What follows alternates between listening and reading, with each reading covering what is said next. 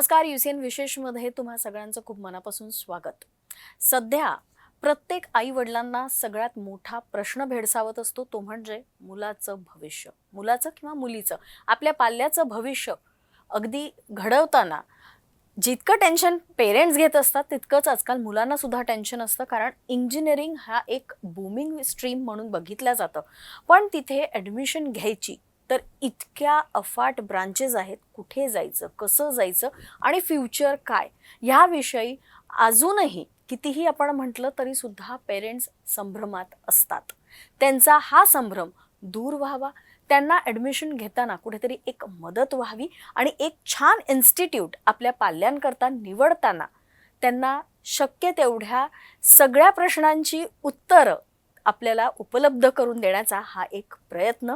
आणि त्याकरता आज आपण आपल्या स्टुडिओमध्ये इन्व्हाइट केलेलं आहे डॉक्टर अभय शेंडे सरांना, जे की आहेत principal Priyadarshini JL college of engineering.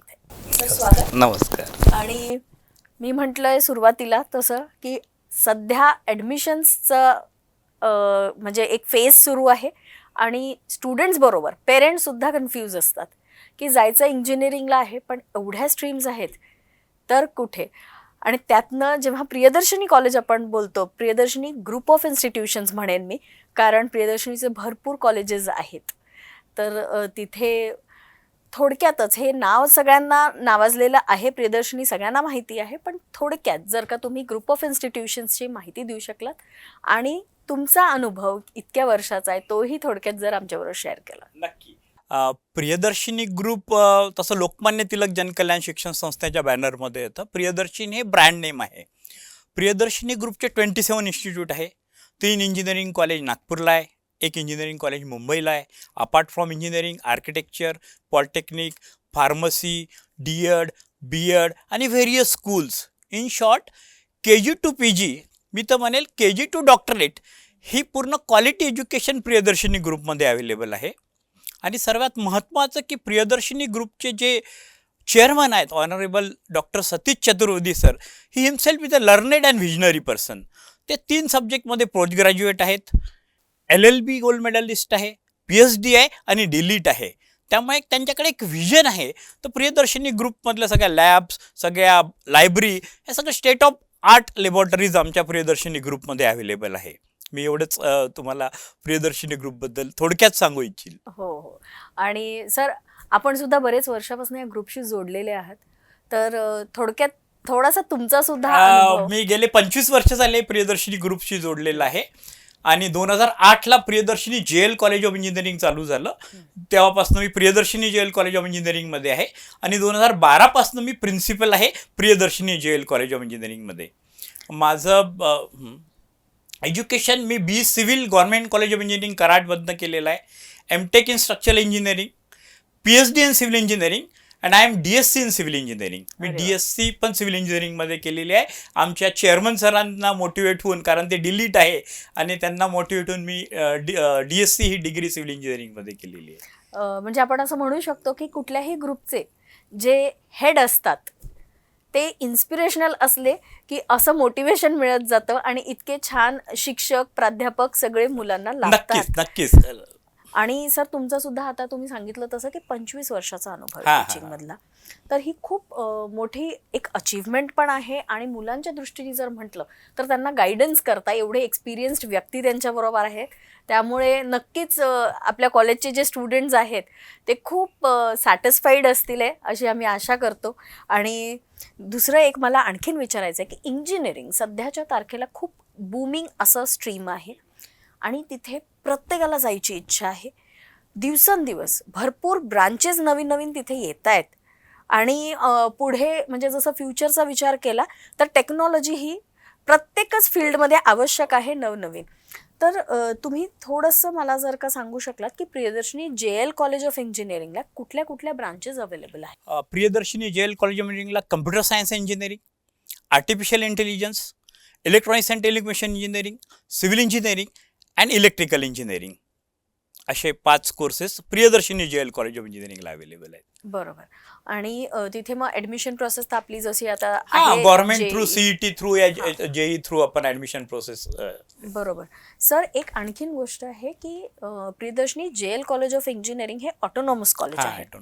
तर थोडंसं कसं असतं की बरेचदा पेरेंट्सना थोडं कन्फ्युजन असतं की ऑटोनॉमस कॉलेज आणि इतर जे कॉलेजेस आहेत, एडेड कॉलेजेस वगैरे, त्याच्यात काय डिफरन्स असतो आणि काय बेनिफिट्स मुलांना असतात ऑटोनॉमस कॉलेजला ऍडमिशन. हा, खूप छान प्रश्न तुम्ही विचारलेला. कारण ऑटोनॉमस कॉलेजला सगळ्यात पहिले तर तुम्हाला अकॅडमिक फ्लेक्झिबिलिटी असतं. तुम्ही तुमचा स्वतःचा सिलेबस डिझाईन करू शकता. तर आता जी गॅप आहे अकॅडमिक आणि इंडस्ट्रीमध्ये, ती गॅप तुम्ही भरून काढू शकाल. ॲज पर इंडस्ट्री नीड तुम्ही तसं अकॅडमिक्समध्ये सिलेबसमध्ये तसा पोर्शन ॲड करू शकता. पहिला बेनिफिट. आणि मागल्या वर्षीपासनं म्हणजे 4 जुलै 2023 पासनं महाराष्ट्र गव्हर्नमेंटनी सर्व ॲटोनॉमस इन्स्टिट्यूटला नॅशनल एज्युकेशन पॉलिसी NEP ज्याला म्हणतो आपण, ती इम्प्लिमेंट केलेली आहे. ॲटोनॉमस कॉलेजचे NEPमुळे खूप जास्त बेनिफिट्स आहेत. ते मी तुम्हाला सांगू इच्छिल. नक्कीच आम्हालाही आवडेल. कारण काय आहे की आता जसं तुम्ही सांगितलं, आता एक प्रश्न क्लिअर झालेला आहे की ऑटोनॉमस कॉलेज आणि एडेड कॉलेजचा डिफरन्स काय आहे. तर आपण म्हणू शकतो की ऑटोनॉमस कॉलेज हे जास्त ऍडव्हान्स कोर्सेस घेऊन चालतात. ऑटोनॉमस कॉलेजला अकॅडमिक फ्लेक्झिबिलिटी आहे, ते त्यांचं अकॅडमिक स्वतः सिलेबस करू शकतात, डिझाईन करू शकतात. एडेड कॉलेजला तो युनिव्हर्सिटी सिलेबस राहील. बरोबर. ज्या युनिव्हर्सिटीला तुम्ही अफिलिएटेड आहे. हा. तर मग आता तुम्ही जे म्हणालात की नॅशनल एज्युकेशन पॉलिसी, थोडक्यात त्याच्याविषयी पण आम्हाला. नॅशनल एज्युकेशन पॉलिसी 4 जुलै 2023 महाराष्ट्राच्या सर्व ॲटोनॉमस कॉलेजला फक्त इम्प्लिमेंट झालेली आहे. नॉन ॲटोनॉमस किंवा एडेड कॉलेजला नाही. तर ॲटोनॉमस कॉलेजला NEP इम्प्लिमेंट होण्याचा सगळ्यात मेजर फायदा आहे की जसं तुम्ही बेसिक डिग्री सिव्हिल इंजिनिअरिंगला तुम्ही ॲडमिशन घेताय, तर आपण त्याला बेसिक डिग्री म्हणतो, basic degree in civil engineering. तर आधी कसं होतं की आता पण 4 वर्षाची जर डिग्री कोर्स असेल तर त्याला मुलाला 160 to 176 क्रेडिट अर्न करावं लागतात. हे कॉलेज टू कॉलेज व्हॅरी होईल. ॲटोनॉमस कॉलेजला 160 to 176 डिग्री. बट NEPची एक ब्युटी आहे की याच क्रेडिटमध्ये 160 to 176 क्रेडिटमध्ये तुम्हाला basic degree with multidisciplinary minor he degree मिळणार आहे. बेसिक विथ, मी उदाहरण देतो, जसं नॉमेनक्लेचर. एखाद्या विद्यार्थ्यांनी सिव्हिल इंजिनिअरिंगमध्ये ऍडमिशन घेतली तर त्याचं नॉमेनक्लेचर असं राहील की बीटेक इन सिव्हिल इंजिनिअरिंग. अच्छा. आणि त्यांनी सेकंड इयरला त्यांनी मायनर डिग्री मल्टीडिसिप्लिनरी मायनर त्यांनी कम्प्युटर इंजिनिअरिंग सिलेक्ट केलं. त्याला चॉईस आहे त्याची ब्रँच सोडून. तर त्याचं नॉमेनक्लेचर असं राहील BTech in civil engineering with minor degree in computer science and engineering. अच्छा, म्हणजे दोन्ही इंजिनिअरिंगचे प्रॉस्पेक्ट त्याच्यामध्ये जाईल. उदाहरण आहे, सिव्हिल मध्ये कम्प्युटरचा स्टुडंट आहे, तो मायनर डिग्री सिव्हिलमध्ये पण घेऊ शकतो, तो मायनर डिग्री इलेक्ट्रिकलमध्ये घेऊ शकतो, ज्या त्या कॉलेजमध्ये जे अवेलेबल आहे त्याचं बेसिक डिग्री सोडून. तर ही सगळ्यात मेन ब्युटी आहे नॅशनल एज्युकेशन पॉलिसीची की थोडक्यात तुम्हाला 2 सब्जेक्टचं नॉलेज राहील डिग्रीमध्ये. आणि ती डिग्री इन्क्लूड आहे basic degree with multidisciplinary minor with, म्हणजे त्याच क्रेडिटमध्ये. तसा सिलेबस डिझाईन आहे. फक्त स्टुडंटला सेकंड इयरला पॅरेंटच्या मदतीने किंवा इंडस्ट्री सिनियर बघून मायनर डिग्री तशी सिलेक्ट करण्याची आहे. आता आपण बघतोय प्रत्येक विद्यार्थ्याला कम्प्युटरमध्येच ऍडमिशन पाहिजे. बरोबर. परंतु आता त्याला कम्प्युटरला ऍडमिशन मिळाली नाही तर त्याला निराश होण्याची आवश्यकता नाहीये. कारण त्यांनी सिव्हिल इंजिनिअरिंगमध्ये जरी बेसिक डिग्री घेतली तरी त्याला मायनर डिग्री कम्प्युटरमध्ये घेता येतं. त्यांनी बेसिक डिग्री इलेक्ट्रिकल इंजिनिअरिंगमध्ये घेतली तरी त्याला मायनर डिग्री कम्प्युटरमध्ये घेता येईल. किंवा कम्प्युटरचा स्टुडंट आहे, त्याला बेसिक डिग्री त्याची कम्प्युटरमध्ये असेल, त्याला मायनर डिग्री सिव्हिलमध्ये घेता येईल, त्याला मायनर डिग्री इलेक्ट्रॉनिक्स अँड टेलिव्हिजनमध्ये घेता येईल. तर हा एक मेन ब्युटी, पहिला जो ॲडव्हान्टेज आहे मेजर आणि मायनर, बेसिक डिग्रीसोबत तुम्हाला विथ मायनर डिग्री मिळत आहे. पहिलं म्हणजे बेसिक ॲडमिशन सिव्हिल इंजिनिअरिंगमध्ये झाली तर BTech in civil engineering with minor degree in computer engineering, जर तुम्ही मायनर सेकंड इयरला कम्प्युटर सिलेक्ट केलं. हा एक पहिली ब्युटी. सेकंड, तुम्हाला डबल मायनरचा पण स्कोप आहे इथे. म्हणजे जे हुशार विद्यार्थी आहे तर त्यांना 2 विषयामध्ये, एक तर आहे हा इनबिल्ट मायनर आहे, पहिला जो मी तुम्हाला सांगितला basic degree with multidisciplinary minor. Double minor हा तुम्हाला इमर्जिंग एरियामध्ये करू शकता तुम्ही. AICTने खूप सुंदर असे 9 ते 10 इमर्जिंग एरिया दिलेले आहे. Artificial intelligence, IoT, cyber security, त्यानंतर ब्लॉकचेन टेक्नॉलॉजी, 3D प्रिंटिंग, असे बरेचसे इमर्जिंग एरियाज त्यांनी दिलेले आहेत. तर पहिले तर त्याला 1 डिग्री आहेच, पण या डिग्री करता डबल मायनर करता त्याला 18 ते 20 क्रेडिट एक्स्ट्रा अर्न करायचे आहेत. त्या विद्यार्थ्याला 18 ते 20 क्रेडिट एक्स्ट्रा अर्न करायचे आहे, तर त्याला डबल डिग्री मिळेल. म्हणजे फॉर एक्झाम्पल नॉमेनक्लेचर कसं होईल, ते BTech in civil engineering with minor in computer science engineering with IoT, जर त्याने IoT इमर्जिंग एरिया घेतलं. परंतु डबल मायनरला एक कंडिशन आहे, डबल मायनर हे तुम्हाला इमर्जिंग एरियामध्येच करायचं आहे. अच्छा, इमर्जिंग एरियामध्येच तुम्ही डबल बेसिक मध्ये नाही घेताय. मायनर, बेसिक मध्ये नाही, डबल मायनर. पण हुशार मुलगा आहे, त्याच्यामध्ये ती कॅपॅसिटी आहे, तर त्याला 18 ते 20 क्रेडिट अर्न करायचे आहे 3 वर्षामध्ये. आणि ते अर्न करताना त्याला NPTEL चे कोर्सेस आहेत, IITने NPTEL चे कोर्सेस केलेले आहे. इमर्जिंग एरियाचे तुम्ही 6 ते 7 सब्जेक्ट जर दिले तर तुमचं 18 ते 20 क्रेडिट होतात. तर मुलाला एक वेगळं व्हॅल्युएशन राहील त्याच्या लाईफमध्ये की I have 1 minor degree and another double degree in emerging area. ही एक ब्युटी नॅशनल एज्युकेशन. पण ही फक्त ॲटोनॉमस कॉलेजलाच आहे. NEP फक्त महाराष्ट्रामध्ये ॲटोनॉमस इन्स्टिट्यूटला चालू झालं. मायनर सब्जेक्ट्स हे जे सिलेक्ट करायचे आहेत हे सेकंड इयर मध्ये करायचं, सेकंड इयरमध्ये करायचं आहे. पण मुलगा फर्स्ट इयरमध्ये डिसाईड करेल की मला सेकंड इयरपासून ती इम्प्लिमेंट होणार आहे सिलेबसमध्ये. परंतु तो थॉट प्रोसेस घेऊन ॲडमिशन घेऊ शकतो की नाही, I want basic degree in civil engineering, minor degree in computer engineering, I want basic degree in electronics and telecommunication, minor degree in computer or artificial intelligence. असं तर एक पहिला बेनिफिट होता की बेसिक डिग्रीसोबत तुम्हाला एक मल्टीडिसिप्लिन मायनर कंपल्सरी मिळत आहे, त्याच क्रेडिटमध्ये 160 to 176. डबल मायनरचा स्कोप आहे, कारण तुम्हाला इंजिनिअरिंग सोबत इमर्जिंग एरियाची डिग्री जर तुम्ही 18 ते 20 क्रेडिट अर्न करत असाल तर तुम्हाला ती डबल मायनर मिळेल. NPTELच्या कोर्सेसने तुम्ही ते करू शकता फायनल इयरपर्यंत. थर्ड एक अजून याची ब्युटी आहे की तुम्हाला ऑनर्स डिग्री पण घेता येतं यामध्ये. अच्छा, जसं तुम्ही सिव्हिल इंजिनिअरिंगला ॲडमिशन घेतलेली आहे, तर सिव्हिल इंजिनिअरिंगमध्ये सिलेबस व्यतिरिक्त जे ॲडव्हान्स चाललेलं आहे, latest advance civil engineering technology आहे, त्यामध्ये जर तुम्ही एक्स्ट्रा 18 ते 20 क्रेडिट बेसिक डिग्रीमध्ये करता तर तुम्हाला तुमचं नॉमिनल राहील BTech honours in civil engineering with minor in computer. जर तुम्ही कम्प्युटर सिलेक्ट केलं असेल तर ऑनर्स हा वर्ड लागेल. बरोबर. तर हे 18 ते 20 क्रेडिट तुम्हाला परत NPTEL थ्रू घ्यायचे आहे. NPTEL 7 IITने खूप सुंदर असे कोर्सेस डिझाईन केलेले आहे. तर त्यात 18 ते 20 म्हणजे 6 ते 7 पेपर येतात, 3 किंवा 2 क्रेडिटचा एक पेपर असतो. तर ते ऑनर्स डिग्रीचा पण तुमच्याकडे स्कोप आहे. तर ही एक ब्युटी NEPमध्ये आहे. बरोबर. यानंतर सगळ्यात महत्त्वाचं आधी काय होत होतं, NEP इम्प्लिमेंट व्हायची आधी की एखादा स्टुडंट सेकंड इयर किंवा थर्ड इयरला सोडून जात असेल, ड्रॉपआउट होत असेल, तर तो 12th पास आपण म्हणत होतो. त्याला कारण डिग्री नव्हती. NEPने खूप सुंदर असं केलं आहे की ड्यू टू एनी रिझन एखादा स्टुडंट जर ड्रॉपआउट होत असेल, त्यांनी फर्स्ट इयरला सिव्हिलला ॲडमिशन घेतली, पण काही कारणास्तव त्याचं एज्युकेशन जर कम्प्लीट होत नसेल किंवा त्याला सोडायचं असेल, तर फर्स्ट इयरला त्यांनी जर 40 क्रेडिट कंप्लीट केले फर्स्ट इयरचे आणि 8 एक्स्ट्रा क्रेडिट त्यांनी त्या ज्या कुठल्या ब्रँचमध्ये तुम्ही ॲडमिशन घेता त्या रिलेटेड जर तुम्ही इंटर्नशिप केली 8 क्रेडिटची किंवा तिथे जाऊन तुम्ही तो म्हणजे साईटवर गेले किंवा जे, तर तुम्हाला सर्टिफिकेट इन सिव्हिल इंजिनिअरिंग मिळेल. एक्झिट ऑप्शन याच्यामध्ये दिलेला आहे NEPमध्ये. अच्छा, म्हणजे फर्स्ट इयर जे काही तुम्ही वर्ष अभ्यास केलाय तो वाया जाणार नाही. तर फर्स्ट इयरला तुम्हाला सर्टिफिकेट इन सिव्हिल इंजिनिअरिंग मिळेल. म्हणजे 40चं क्रेडिट तुम्हाला अर्न करायचं आहे आणि 8 क्रेडिट तुम्हाला वेगळे इंटर्नशिप किंवा फील्ड प्रोजेक्ट किंवा जे काही तुमच्या रूल्समध्ये लिहिलं ॲटोनॉमीच्या ते तुम्हाला करावं लागेल. सेकंड इयर नंतर सोडत आहे तर तुम्हाला 80 क्रेडिट करणं कंपल्सरी आहे मिनिमम, आणि परत 8चं तुम्हाला साईटवर किंवा जे काही इंटर्नशिप किंवा इंडस्ट्री कराल तुम्ही तर तुम्हाला डिप्लोमा इन सिव्हिल इंजिनिअरिंग मिळेल. हे आम्ही सिव्हिलचं उदाहरण देत आहे. कम्प्युटर इलेक्ट्रॉनिक थर्ड इयर नंतर तुम्ही सोडताय, तुम्ही 120 क्रेडिट करणं कंपल्सरी आहे. परत तुम्हाला 8 क्रेडिट एक्स्ट्रा घ्यायचे आहेत इंटर्नशिप किंवा साईटवर जाऊन किंवा त्या इंडस्ट्रीमध्ये जाऊन.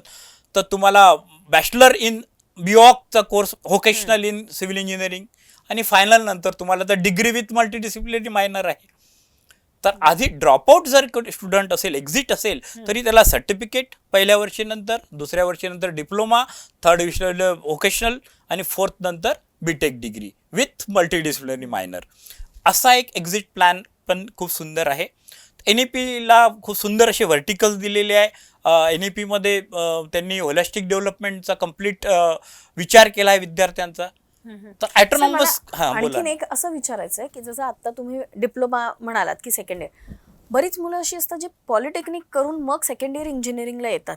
मग त्या सगळ्या मुलांकरता सुद्धा हे सेम हा प्रिव्हिलेजेस तो जो असणार आहेत? सेकंड इयरला येतो तेव्हा त्याला जसं त्यांनी सिव्हिल इंजिनिअरिंगमध्ये डिप्लोमा केलेला आहे तर त्याची बेसिक डिग्री त्याला सिव्हिललाच मिळेल.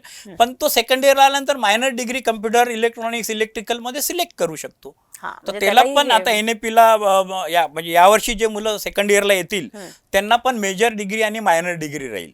हा, म्हणजे हा बेनिफिट त्यांना सुद्धा हा ऍप्लिकेबल बेनिफिट आहे. हा बेनिफिट यामध्ये फक्त एक आहे की आधी कसं होतं की सिव्हिलची मुलं आहे डिप्लोमाचे तर त्यांना आपण सिव्हिलला ॲडमिशन देत होतो डायरेक्ट सेकंड इयरला.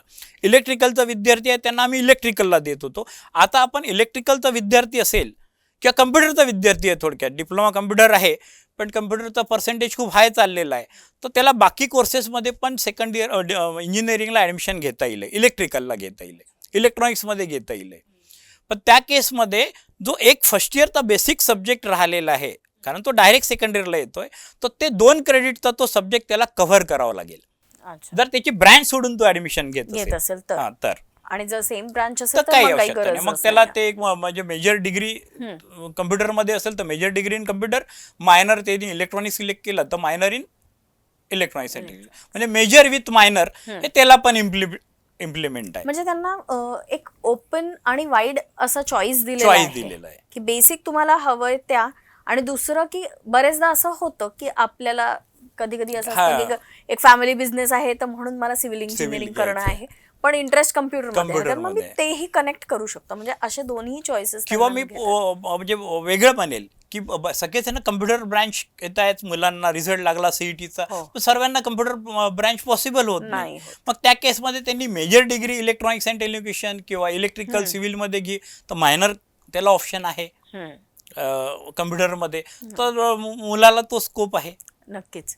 आणि दुसरं असंही आपण म्हणू शकतो की एक बेसिक डिग्री जेव्हा घेत असतो तर त्या सेम फील्डला पुढे नेण्याकरता किंवा त्याच्यात एक्सेल करण्याकरता रिलेटेड फील्ड्स पण कंबाईन करू शकतो. म्हणजे ऑपॉर्च्युनिटी portion. त्यांना आहे, भरपूर ऑपॉर्च्युनिटीज खूपच आहे. छान. सर, ही तर प्रोव्हिजन आपल्याला नॅशनल एज्युकेशन पॉलिसीमधून मिळाली आहे. आणि मला आणखीन एक विचारायचं की आज कुठल्याही फील्डमध्ये जेव्हा आपण उतरतो म्हणजे मुलं उतरतात नवीन येतात तर त्यांच्याकडनं कंपनी म्हणा किंवा समोर जॉब ऑपॉर्च्युनिटीज जेव्हा मिळत असतात तेव्हा भरपूर अपेक्षा असतात आजकाल. तर त्यांचं 360 डेव्हलपमेंटच्या दृष्टिकोनातनं प्रियदर्शनी JL कॉलेज ऑफ इंजिनिअरिंगमध्ये काय काय गोष्टी घडत असतात आणि कशा रीतीने त्या स्टुडंट्सचं 360 डिग्री डेव्हलपमेंट करून घेतात? ओके. काय होतं ना की आता बरेच वर्ष झाले म्हणजे आता तर ॲटोनॉमस झालेलं आहे पण यापूर्वी पण इंडस्ट्रीच्या हे असतात रिक्वायरमेंट्स आम्हाला माहीत असतात. पण राईट फ्रॉम फर्स्ट इयर आम्ही त्यांना सॉफ्ट स्किलवर भर देतो. 360 डिग्री डेव्हलपमेंटमध्ये किंवा nowadays we use holistic development world knowledge skill behaviour आणि ॲटिट्यूड नॉलेज त्याला सब्जेक्ट नॉलेज दिलं जाईल. परंतु करिक्युलम इनरिचमेंट त्याला वेगवेगळे guest lecture seminars workshop industrial visit curriculum इनरिचमेंटवर आम्ही भर देतो. 360 डिग्री डेव्हलपमेंटमध्ये कॅपॅबिलिटी इन्हान्समेंट म्हणजे त्यांना योगा एक्स्ट्रा करिक्युलर ॲक्टिव्हिटी थोडक्यात एखाद्या विद्यार्थ्याला नॉलेज आहे परंतु ते त्याला नॉलेज एक्सप्रेस करता येत नाही तर then there is no use of that knowledge. तर त्याकरता आमचा भर असतो की मुलांना नेहमी वेगवेगळे प्रोग्राम्समध्ये त्यांना स्टेज डेअरिंग आलं पाहिजे, नेहमी ग्रुप डिस्कशन असायला पाहिजे, मुलांना एक प्लॅटफॉर्म अवेलेबल त्यामुळे प्रत्येक डिपार्टमेंटचे फोरम ॲक्टिव्हिटीज असतात. एव्हरी सॅटर्डे फोरम ॲक्टिव्हिटी होतात. गॅदरिंगचा एक मेन पार्ट असतो, स्पोर्ट्स असतो. तर यामध्ये म्हणजे सगळ्या कॉर्नर्सवर तुम्हाला लक्ष द्यायचं असतं म्हणजे अकॅडमिक एक्स्ट्रा करिक्युलर ॲक्टिव्हिटी को curricular activities at the same time Priyadarshini JL आहे की आम्हाला चांगल्या इंजिनियरसोबत एक चांगला ह्युमन बिईंग पाहिजे आहेत. तर त्या दृष्टीने व्हॅल्यूज त्यांच्यामध्ये कशा इन्कल्केट करायच्या. तर मी तर नेहमी म्हणतो की you want engineers with good human being. म्हणजे मी सिव्हिल इंजिनिअरिंगच्या मुद्द्याला मुलांना म्हणतो कि इसमें कोई डाउट नहीं कि आप अच्छा पुल है अच्छा बांध बांधोगे बट मजा तो तब आएगा जब आप इंसानों से इंसानों को जोड़ने वाला पुल बांधोगे. अरे वाह. किंवा डॅम बांधा म्हणजे इसमें कोई डाउट नहीं कि आप अच्छा डैम है अच्छा बांध बांधोगे but being a principal being a parents या बीइंग ए सोसाइटी आप पे हमें तब गर्व होगा जब आप किसी के बहते हुए आंसू को रोक सके ऐसा बांध बांधोगे. तो you want engineers with good human being ते असणं आवश्यक आहे.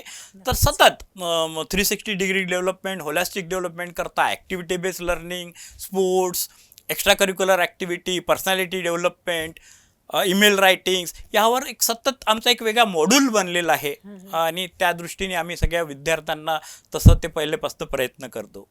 खूप छान. आणि आता तुम्ही इतके सुंदर कोट्स जे यूज केले ना, त्याच्यात मला असं वाटतं की मुलं नक्कीच मोटिवेट होत असतील नाही. आणि त्यांना फक्त डिग्री म्हणून नाही तर एक माणूस म्हणून सुद्धा तुम्ही हा, घडवता घडवतो. आहे हे दिसतं आहे दिसतं. तुमच्या सगळ्या याच्यातनं. सर, एक आणखीन प्रश्न असा पडतो की मुलं छान घडतायत, खूप छान त्यांना सगळं नॉलेज मिळतं आहे, सगळं आहे, पण शेवटी प्रश्न येतो की हे सगळं आपण करतो कशा करता, तर एक छान नोकरी मिळावी म्हणून. तर प्लेसमेंट्सच्या दृष्टीने कसं काय तुम्ही मुलांना गाईड करता आणि प्लेसमेंट्सचं काही फॉर्मॅटमध्ये इतक्यात चेंज आला आहे का? नाही, ॲक्च्युली प्रत्येक कंपनीचा वेगवेगळा क्रायटेरिया असतो. कुठल्या कंपनीला through out first class student पाहिजेत, म्हणजे first year first class, second year, third year, final इयरला त्यांना. काही काही कंपनी अप टू 12th त्यांचा 12th first class, 10th first class, throughout first class, प्रत्येक कंपनीचा वेगवेगळा क्रायटेरिया आहेत. तर त्यानुसार आम्ही म्हणजे right from first year CRT trading स्टुडंटचं चालू करतो, जेणेकरून त्याला aptitude, group discussion, personal interview त्या प्रत्येक त्याकरता त्याला तयार केलं जातं. इंडस्ट्री मध्ये आता IT सेक्टर्स आहे, सिव्हिल इंजिनिअर, पण प्रत्येक इंडस्ट्रीची वेगवेगळी रिक्वायरमेंट असतं. तर त्यानुसार मग आम्ही ॲड ऑन कोर्सेस विद्यार्थ्यांचे घेतो. आमचे जे ॲल्युमिना विद्यार्थी आहेत, जे इंडस्ट्रीमध्ये काम करत आहेत, ते आम्हाला सांगतात की सर आता पायथॉनची आवश्यकता आहे. तो started because it's our autonomous institute. तर आम्ही मग तो पायथॉन इंट्रोड्यूस करू. किंवा त्यांनी सांगितलं की सर आम्हाला ॲडव्हान्स जावाची विद्यार्थी पाहिजे, किंवा सिव्हिल इंजिनिअरिंगमध्ये आम्हाला स्ट्रक्चरलची विद्यार्थी पाहिजे. इलेक्ट्रिकलमध्ये आता तुम्ही बघाल की इलेक्ट्रिकल व्हेकलवर खूप जोर आहे, किंवा सोलर पॅनलवर खूप, सोलर एनर्जीवर. तर त्या दृष्टीने मग आम्ही तसे ॲड ऑन कोर्सेस विद्यार्थ्यांचे घेतो. तर मी नेहमी स्टुडंटला म्हणतो की आपण जेव्हा हॉटेलला जातो तर एक 60 रुपयाचा डोसा आपण ऑर्डर करतो, तर आपल्याला फ्रीमध्ये सांबार आणि चटणी मिळते. तर when industry come to us, they don't want only degree. Now you are lucky की तुम्हाला डिग्री पण आहे, मायनर डिग्री पण आहे, पण इव्हन दो तुम्हाला एक्स्ट्रा एफर्ट्स घ्यावं लागेल. ॲड ऑन कोर्सेस मुलं खूप तसे मग त्यांच्या डोमेनप्रमाणे, त्यांचं लायकिंगप्रमाणे मग तसे पुरं ॲड ऑन कोर्सेस जॉईन करतात. तर ॲड ऑन कोर्सेसची फ्लेक्झिबिलिटी ॲटोनॉमस इन्स्टिट्यूटला आहे. ॲक्च्युली नॅकमध्ये पण याचं प्रोव्हिजन आहे. तर ॲड ऑन कोर्सेस 30 अवर्सचे आम्ही मुलांचे घेतो. पण याच्यामध्ये आम्हाला इंडस्ट्रीचे इनपुट्स आणि ॲल्युमिनाचे इनपुट मिळतात. आणि त्यानुसार मग आम्हाला माहिती आहे की 6 महिन्यानंतर आम्हाला स्ट्रक्चरल इंजिनियर्स पाहिजे आहे, तर आम्ही ॲड ऑन कोर्स त्या पर्टिक्युलर स्ट्रक्चरलचा, इन्व्हायरमेंटलचा, तर तशी तयारी करून घेतो. बरोबर. म्हणजे इंडस्ट्री रिक्वायरमेंट बघून तुम्ही आधीच मुलांना मुलांना प्रिपेअर करता. हा ऑटोनॉमस कॉलेजचा मला वाटतं बेनिफिट असेल आहे. की तिथे शिकतात जी मुलं, ती जेव्हा अपियर होतात इंटरव्ह्यू करता किंवा त्या कॉम्पिटिशन मध्ये उतरतात, तेव्हा ती फुल प्रिपेअर्ड असतात. हे खूप छान आहे. आणि ही सगळी माहिती तुम्ही जी दिलीत त्याच्यामुळे मला असं वाटतं स्टुडंट्स बरोबर पॅरेंट्सला पण खूप सपोर्ट आणि सॅटिस्फॅक्शन मिळत असेल. कारण कितीही आपल्याला जी माहिती असते ती फक्त एक प्रोसेसच माहिती असते, आतलं फार क्वचित आपल्याला कळत असतं. सर, इतकी छान तुम्ही माहिती दिली. आणि ह्या कॉलेजविषयी स्पेशली मी म्हणेन की Priyadarshini JL college of engineering विषयी सुद्धा खूप अवेअरनेस आता झालेला असेल या कार्यक्रमाच्या निमित्तानं. जाता जाता एखादा संदेश जर का द्यायचा झाला पेरेंट्सला आणि मुलांना. पॅरेंट्सला आहे की पॅनिक होऊ नका की कम्प्युटरच ब्रँच पाहिजे. कारण आता तुम्हाला ॲटोनॉमस इन्स्टिट्यूट, कुठल्याही ॲटोनॉमस इन्स्टिट्यूटला तुम्ही ॲडमिशन मिळाली तुम्हाला विद्यार्थ्याला, तुमच्या मुलाला मुलीला, तर त्याला कम्प्युटर कधीही शिकता येईल. किंवा कारण मुलं प्रत्येकाचा कल हा कम्प्युटरकडे, बेसिक ब्रांचेसला खूप चांगलं पुढे दिवस आहेत. सिव्हिलला सगळ्याच बेसिक ब्रांचेस, सिव्हिल, इलेक्ट्रिकल, तर त्या व्यतिरिक्त तुम्हाला मायनर आहेच. मुलांना एवढंच म्हणेल की इच्छा आहे तुमच्या मनामध्ये खूप, पण मी म्हणलं की ख्वाहिशों से नहीं गिरते फूल झोली में, करम की साख को हिलाना होगा, कुछ नहीं होगा कोसने से अंधेरे को, अपने हिस्से का दिया खुद ही जलाना होगा, अपने हिस्से का दिया खुद ही जलाना होगा. एवढं छान कोट दिल्यावर मला असं वाटतं मी काहीच बोलण्याची आवश्यकता नाही आहे. तुम्ही खूप ॲप्ट असा हा मेसेज दिलेला आहे. सर, आपण इथे आलात आणि इतकी छान माहिती दिली की ज्याच्यामुळे मला असं वाटतं की पेरेंट्स आणि स्टुडंट्स दोघंही रिलॅक्स होऊन आपल्या उज्ज्वल भविष्याकडे वाटचाल करताना त्यांना एक खूप छान असं गायडन्स मिळालं असेल या चर्चेच्या थँक्यू निमित्ताने. Thank you so thank you very much आणि wish you all the best. सगळ्या विद्यार्थ्यांना त्यांच्या फ्युचर करता खूप खूप शुभेच्छा. थँक्यू. थँक्यू.